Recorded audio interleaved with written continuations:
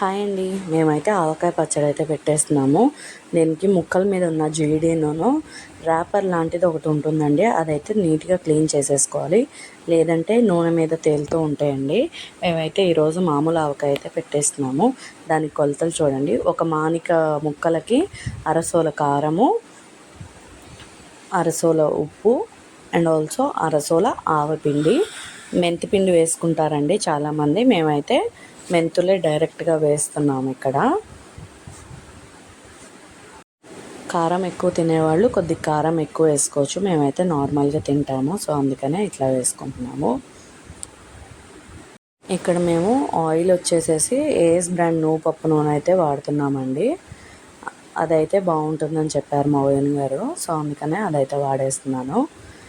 ఇవన్నీ కొలతలు మా వదిన గారు చెప్తేనే చేసుకుంటున్నాను నేను.